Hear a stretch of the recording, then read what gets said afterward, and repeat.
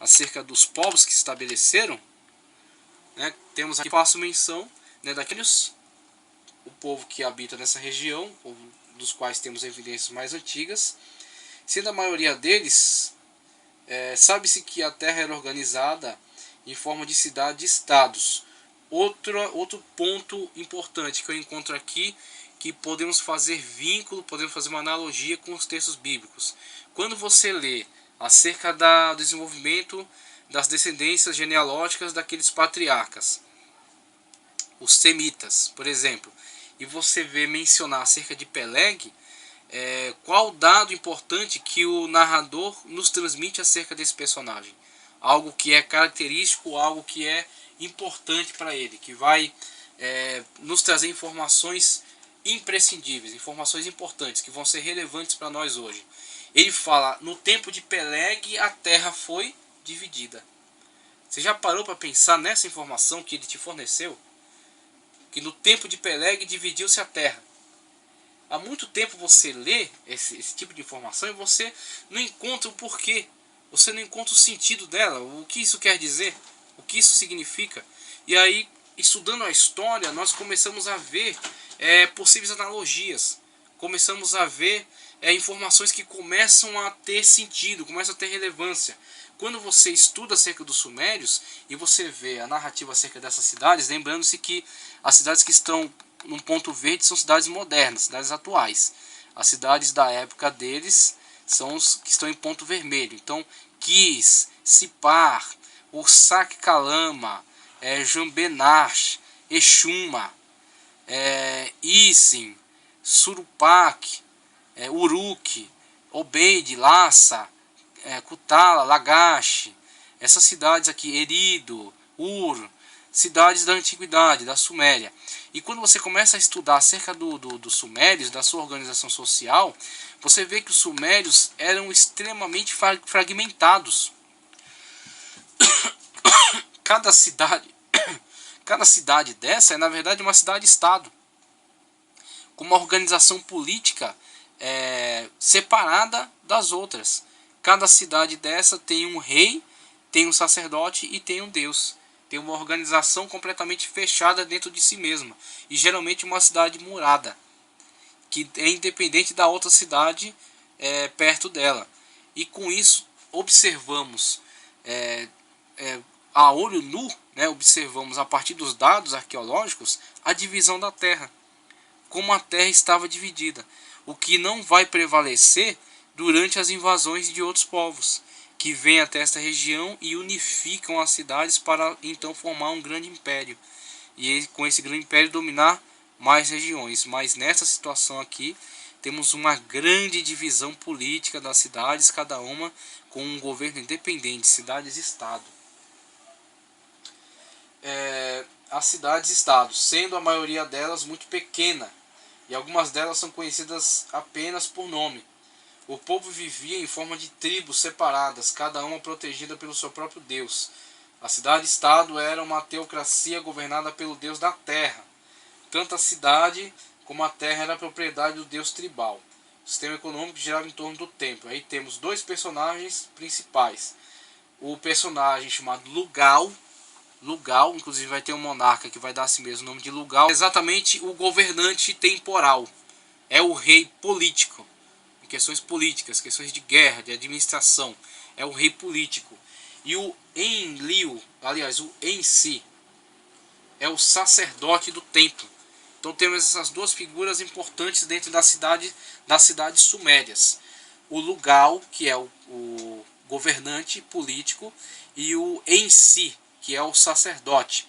E essas duas figuras disputam o poder dentro da cidade, porque mesmo que o Lugal tenha um poder político-militar, o Ensi tem o poder religioso, é o representante do Deus patrono da cidade, e conforme a crença sumeriana, é quem fornece poder ao governante.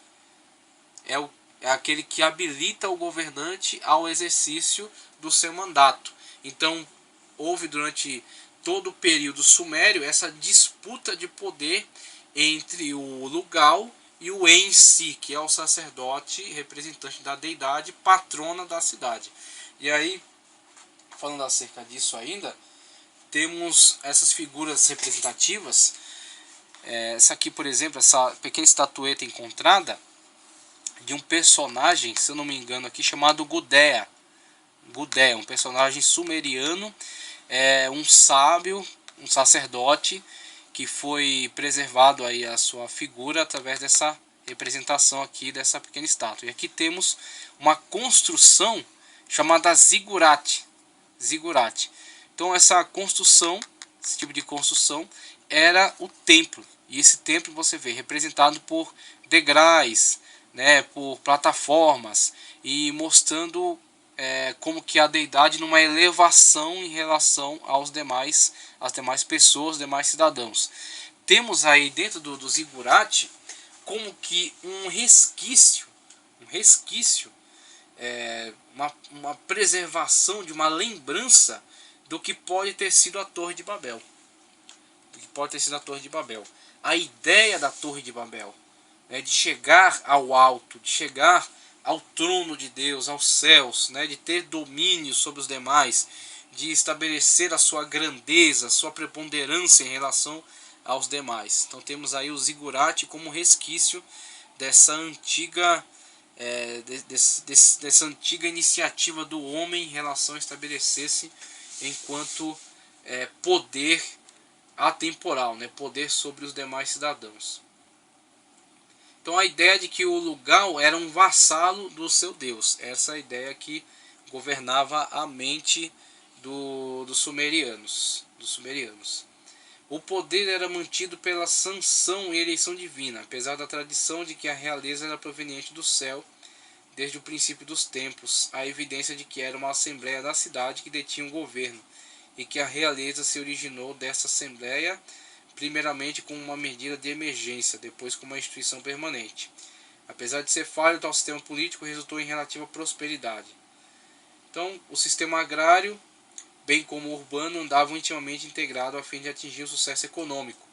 Apesar das guerras esporádicas e locais, eram frequentes e violentas, sendo períodos de paz, certos períodos de paz propiciaram o crescimento econômico. Apesar das cidades serem pequenas, comparando com as atuais, eram grandes nos padrões antigos. Embora as casas fossem na sua maioria simples e humildes, os templos e os palácios eram grandes e numerosos. A cultura e a educação giravam em torno da religião. Então temos aí a forma de organização da população suméria, extremamente dividida, cidades e estados, governada pelo lugar, mas que compartilha poder com o Ensi, que é o sacerdote representante da deidade, patrona de cada cidade, né, que fornece, que dá poder, autoriza o governo do lugar, mas que com ele compartilha de poder e de tomada de decisão. Então esta era a forma de governo dos sumérios. E aí, tratando também acerca da religião deles, temos que cada cidade tinha o seu patrono, tinha o seu padroeiro, né, o seu representante. Então os deuses tinham uma forma semelhante ao politeísmo grego, aquele panteão de deuses que tem comportamentos semelhantes ao dos seres humanos, que, por exemplo, procriam, guerreiam, brigam entre si, né, tem amizades, tem coligações, tem desavenças. Então assim também era com essas deidades da Suméria. E o que acontece? Esses deuses representantes das cidades, quando havia, por exemplo, a guerra entre cidades e a anexação, pelo menos periódica, de uma cidade por outra, necessariamente aquele deus da cidade também entendia-se subjugado ao deus da cidade vizinha. Lembrando, né, que há um paradoxo entre esse tipo de concepção religiosa e a concepção religiosa revelada nas Sagradas Escrituras. Quando vemos que, por exemplo, Israel cai cativo da Babilônia, mas Javé não é cativo de Marduk por causa disso. Os textos bíblicos falam enfaticamente de que a questão de Israel cair como cativo da Babilônia é, na verdade, uma punição de Javé ao seu povo. É Javé punindo e educando seu povo para tirá-lo da idolatria. Inclusive, o cativeiro babilônico para Israel foi a cura definitiva da idolatria, porque mesmo que eles tivessem ainda outros problemas após o cativeiro, não manifestaram mais a idolatria. Então, Javé jamais foi cativo de outro Deus, porque não há Deus fora de mim, como diz o Senhor em Isaías. Agora, na forma de religião dos sumérios, isso na verdade acontecia. Um Deus ficava cativo de outro Deus pela sua cidade ser cativa, ser conquistada por outro Deus. Enlil, rei dos deuses, chefe ativo do panteão, era um deus da tempestade, que era adorado em Nippur. Da forma como os gregos tinham Zeus, que era a deidade patrona, a deidade superior a todos os demais, também a religião suméria tinha o seu deus maior, né, que concentrava mais poder em relação aos demais. E esse deus era o patrono da cidade de Nippur, Enlil. Os deuses padroeiros eram adorados nas cidades onde o povo pensava que eles habitavam. O prestígio de um deus aumentava ou diminuía de acordo com a prosperidade da sua cidade. Então, questões religiosas dos sumérios que foram transmitidas a outros povos, né? Vemos também uma manifestação semelhante disso em outros povos, por exemplo, entre os cananeus, que também tinham um sistema de cidades-estado, cidades divididas. Com relação ao povo sumério, temos a questão religiosa, a questão política, né, a organização das cidades. O povo sumério tinha um elevado senso do que era certo e errado. Para ele, as leis humanas eram um reflexo das leis divinas. Apesar de não termos nenhum conhecimento de qualquer código de leis existente naquele tempo, nos tempos recuados aqui de pelo menos 3000 a.C.,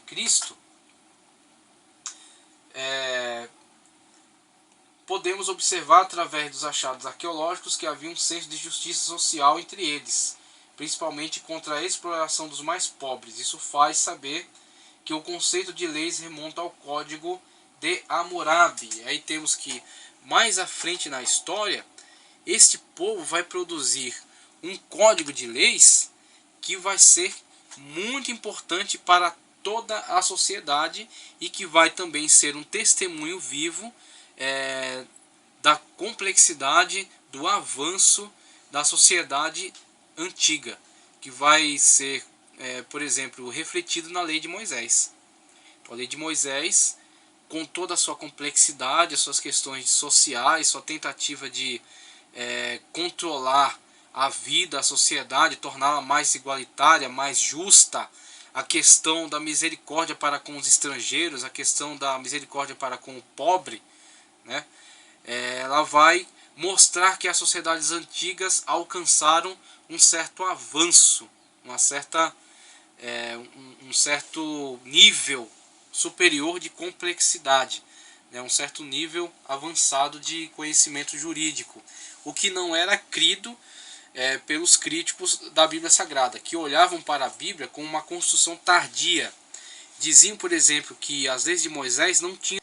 Eles diziam que a lei de Moisés foi fruto de escribas do tempo de... Foram escritas aí em pelo menos 100, mas não poderiam ser tão antigas, porque não havia tanta complexidade, conhecimento jurídico para se construir um código de leis nesta época tão antiga. E aí temos o Código de Hammurabi para desmentir isso, para mostrar que até antes de Moisés o mundo conseguiu construir um código de leis que expressasse essa complexidade jurídica e essa tentativa de organização social, de justiça social. E aí, olhando para o Código de Hammurabi, temos um testemunho do que o Espírito Santo de Deus pôde produzir através dos homens que buscaram alguma justiça. Então, quando vemos um código de lei tentando aplicar justiça, claro, todo bem vem de Deus. E o bem de Deus é sobre todos os homens. Mesmo que, às vezes, não submetidos totalmente à lei divina. Mas, se buscam algum bem, esta tentativa de bem, de produção de algo bom para os demais, é com certeza impulsionado pelo Espírito Santo. E assim temos o Código de Hammurabi, que não é tão antigo como a sociedade suméria, de 3.000 a.C., mas é de pelo menos 1792 a.C. 1792 a.C. E veio a tentar produzir um sistema jurídico que trouxesse segurança aos povos e o seu relacionamento tanto comercial quanto social. Claro, dentro das suas limitações, mas já é com certeza um grande avanço da humanidade. E aí nós vemos algumas características do Código de Hammurabi presentes na lei de Moisés. Por quê? Porque todo bem vem de Deus. Do jeito que Deus inspirou este homem aqui a produzir algo que fosse bom para ele, para os seus contemporâneos, esse mesmo Espírito de Deus é o que trabalhou através de Moisés. E que a partir dessas evidências arqueológicas mostra que é completamente verídico, completamente possível, que Moisés sim tenha escrito os 10 mandamentos, não somente ele, mas todo o Pentateuco, o que os críticos diziam que não. Era uma produção tardia, feita por escribas da época de Salomão e que foi atribuída a Moisés. Está aqui a prova de que isso foi sim algo possível, porque até antes de Moisés foi produzido um código de legislação. Então aqui temos um trecho do Código de Hammurabi, a escrita empregada por eles, que era o cuneiforme, essas escritas em forma de cunha, que eram gravadas em tabuinhas de barro com um estilete, né? Então fazia-se estas pequenas marcas na tabuinha de barro aqui, cada marca, cada junção dessa de marcas, de cunhas, era uma letra, né? Era uma construção literária. E aí pôde-se interpretar já esse tipo de escrita. Inclusive existem léxicos aí de pesquisadores que estabelecem a lógica de interpretação dessas letras. Então o Código de Hammurabi é um testemunho tremendo daquilo que o Espírito de Deus veio a fazer a humanidade progredir, né? Em Daniel mesmo é dado ali a notícia de que a ciência se multiplicará, e toda a ciência que vem para bem é impulsionada sim pelo Espírito Santo de Deus. O Código de Hammurabi mostra a antiguidade destas leis. Agora, continuando,